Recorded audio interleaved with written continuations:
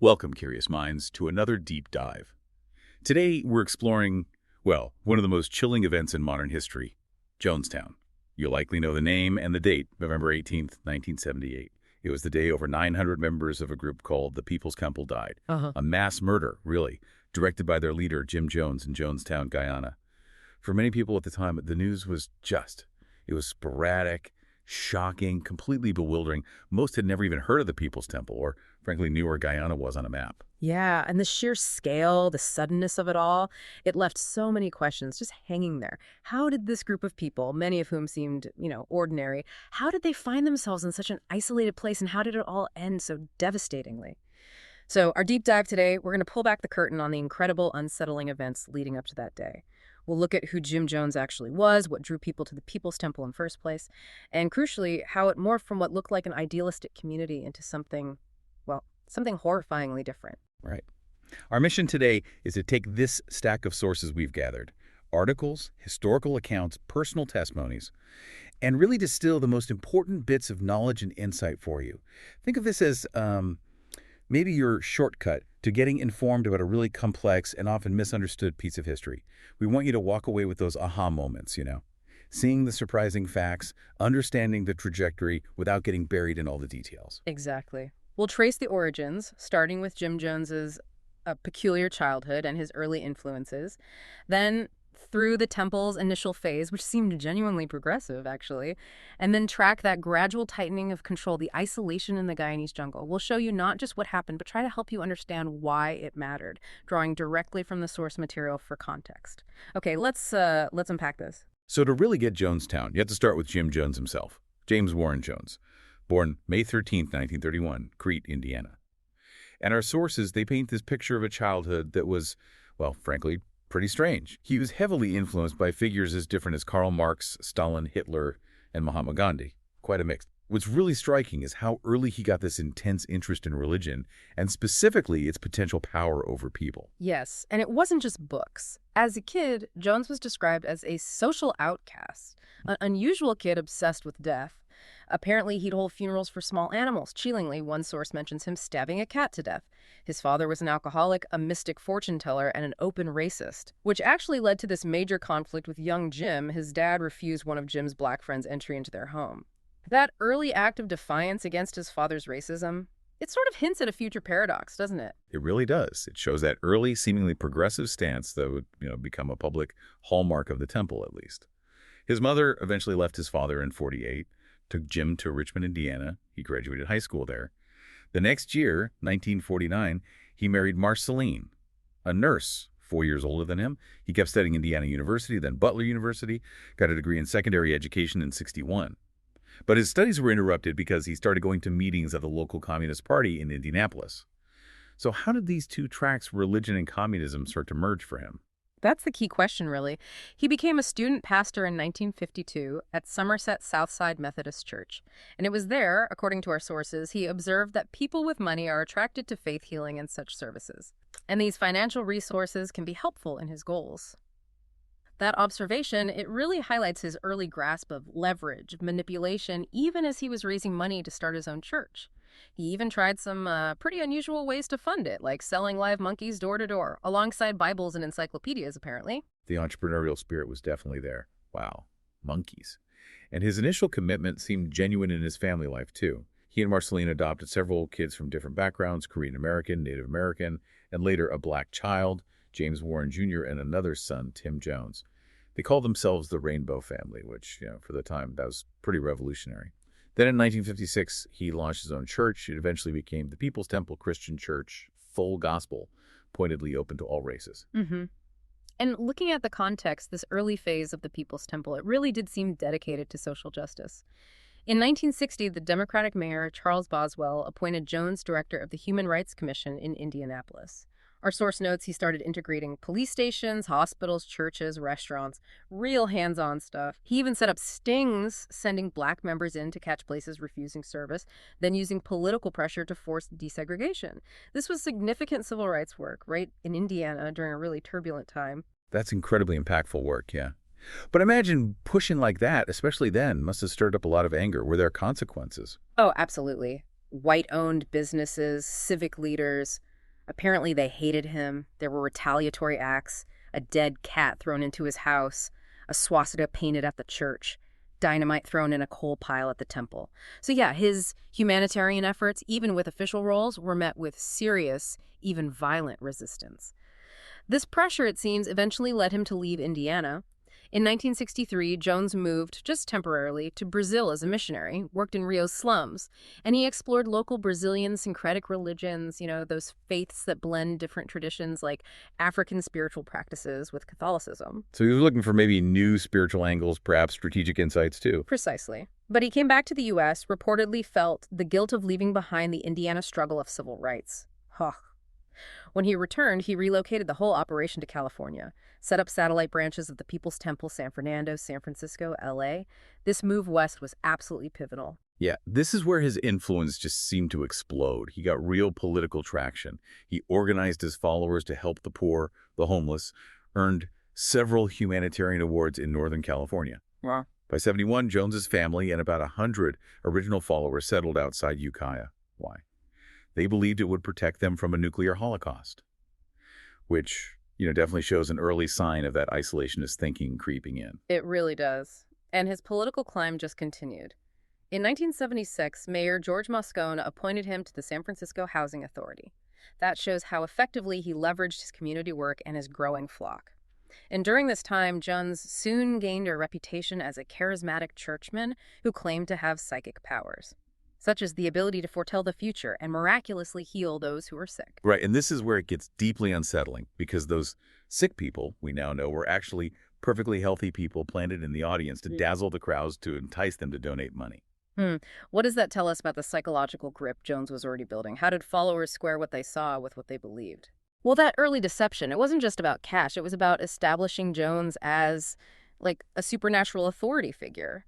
By staging these healings, he was creating this alternate reality where his word was law, making followers doubt their own senses, rely only on his interpretation of reality. It really laid the groundwork for the much more extreme control later on. And as you said, he was rubbing shoulders with some very prominent figures in San Francisco politics. Harvey Milk, the city councilman, even wrote a letter supporting Jones. Dianne Feinstein, future U.S. Senator, endorsed him. Willie Brown, future mayor, defended Jones as a man of highest character, even wrote to President Carter for him. It's just astounding that so many powerful people either overlooked or rationalized the darker stuff that was starting to surface. What were those darker aspects even then? Well, our sources are pretty clear. His psychopathic nature began to be revealed, as temple members were regularly humiliated, beaten, and blackmailed, and many were coerced or brainwashed into signing over their possessions, including their homes, to the church. Beyond that, Black members and other minorities were specifically told that if they left, they'd be rounded up into government-run concentration camps.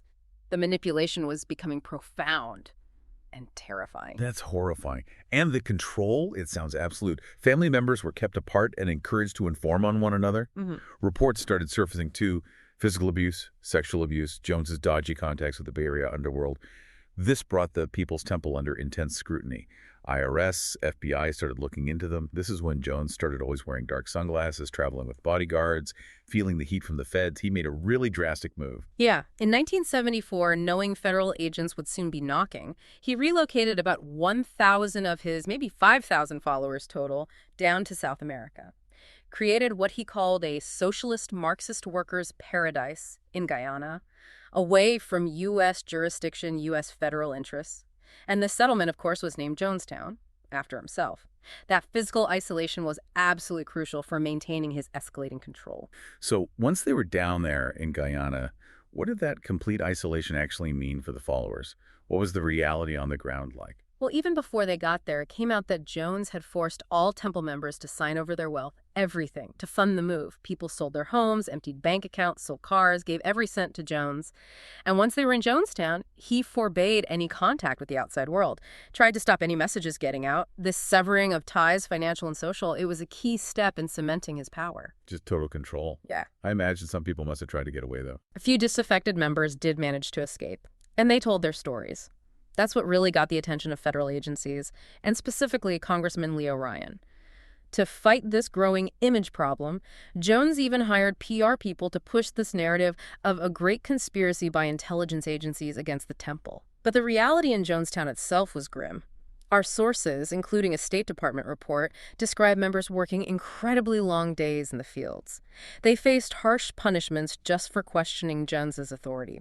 Their passports were taken, medication confiscated. They were plagued by mosquitoes, tropical diseases. Armed guards patrolled the compound constantly. Members were pushed to inform on each other. Everyone forced to attend these long late-night meetings, their letters, any phone calls, all censored. Sounds like a prison camp disguised as a utopia. Yeah. What about the Guyanese authorities? Did they have any oversight over this isolated American community? That's a really important point about jurisdiction and maybe capacity. Mhm. The State Department noted the local Guyanese administration exercises little or no control over the Jonestown community. Right. Why?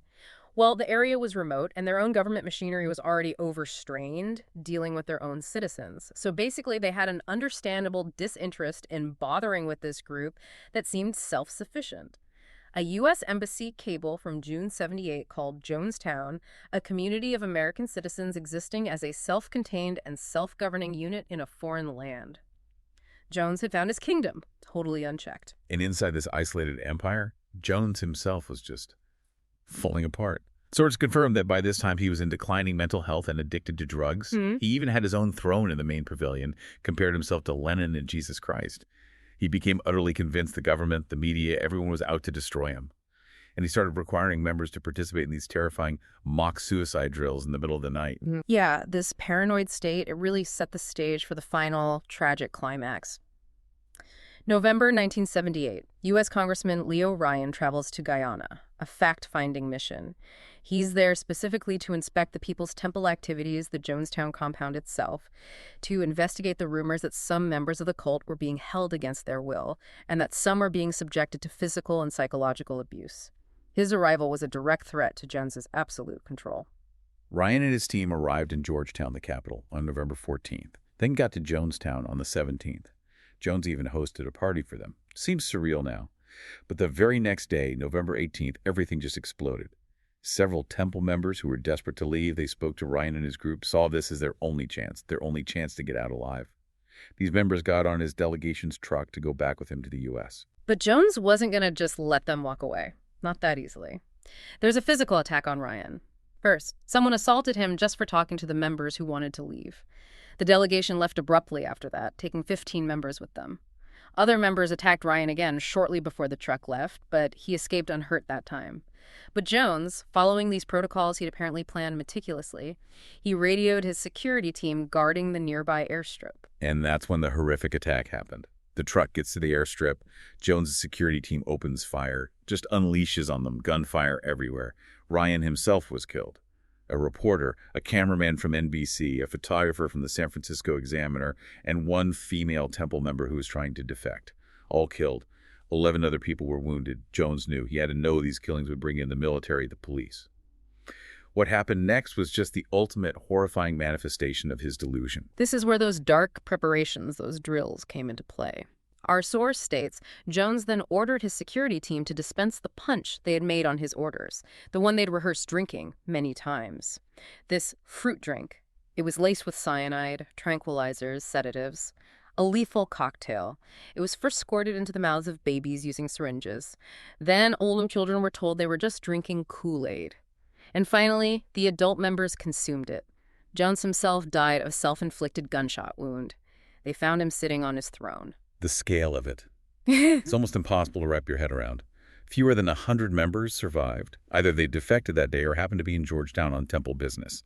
Investigators later found a huge cache of firearms, hundreds of passports, $500,000 in U.S. cash right there, with millions more reportedly stashed overseas. The People's Temple basically just disbanded, declared bankruptcy by the end of 1978. Yeah, Guyanese troops arrived the next day. The final death toll was put at 913 cultists, including 304 who were under the age of 18, children. If you add the 5 people killed at the airstrip, the total number of deaths is 918. The imagery. It's just heartbreaking. So many people found with their arms around each other. Over 400 bodies were never claimed by family. They're buried together at the Evergreen Cemetery in Oakland, California, which is where many of Jones's followers were originally from. There's a memorial there now, unveiled in 2008. And hauntingly, investigators found this terrifying audio recording of the final moments, known as the death tape. Jones's voice played over the compound loudspeakers as people were dying. You can hear him saying things like, "How very much I've loved you, how very much I've tried my best to give you a good life." Hmm. But in spite of all of that, I've tried a handful of our people with their lives have made our life impossible. There's no way to detach ourselves from what's happened today. These recordings, plus over 1,000 others, his propaganda, conversations, sermons they painted, just a truly gruesome picture for investigators. And in the aftermath, very few people actually face legal consequences. It's quite shocking. Only one person ever stood trial for any of the crimes committed. Temple member Larry Layton, for his role in the airfield murders. He was eventually found guilty of conspiracy and aiding and abetting the murder of Leo Ryan and the others. Served a life sentence but was released on parole in 2002. Another man, Charles Bikeman, pleaded guilty to the attempted murder of a young girl who survived, and he served 5 years in prison in Guyana. That's pretty much it. The ripple effects, though, they continue right to this day. Yeah. Especially for Jim Jones's sons, who survived only because they happened to be away playing basketball that day. They're still trying to find healing, forgiveness. Jim Jones Jr., who was interviewed years later for a documentary, said, "There's some things about Jonestown I'm never going to deal with, and I'm okay with that." Mm-hmm. He also offered this really profound warning: the mine's a dangerous neighborhood. Don't go alone. Mm-hmm. And Stephen Jones, his other son, he also shared his pain. He said, "I often thought about what it must have been like for them, for us not to be there, and they asked their forgiveness." Stephen believed his father's initial purpose really was to bust down some walls and to create a community where all are welcome. But eventually it all became superficial. He stated flatly, "There was nothing spiritual about my father. His entire existence was superficial." Stephen recalled that as kids, they felt like everybody else had dad. We didn't have our father, and they were taking our father away from us, so there was that resentment as well.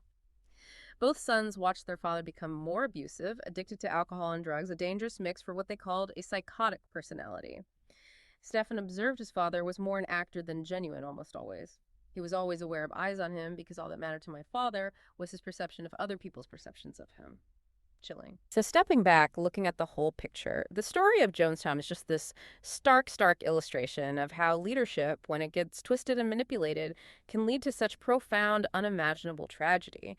We've seen how Jim Jones went from this, charismatic figure fighting for civil rights into a self-appointed messiah, hooked on drugs, drowning in paranoid delusions, whose whole life became, as his son said, superficial, just about perception. Yeah, what really stands out to me from this deep dive is how even what seem like noble beginnings can be utterly corrupted, and how that gradual erosion of individual freedom, of critical thinking, can just pave the way for an unthinkable end.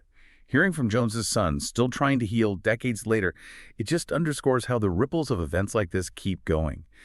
And that observation that his personality was more an actor than genuine almost always, that feels key. It does, and it raises this really important question for you, for all of us to consider. Our sources today state pretty directly that the example of Jim Jones should be used as a dire warning to all of us of the dangers of self-appointed messiahs and those who invoke supernatural powers. But okay, beyond the really extreme examples like Jones, what about the more subtle forms of persuasion, or unchecked authority, or even just our own deep-seated desires for belonging, for answers? What should we be vigilant about in our own lives, in our own communities? As Jim Jones Jr. put it, and it bears repeating, "The mine's a dangerous neighborhood. Don't go alone."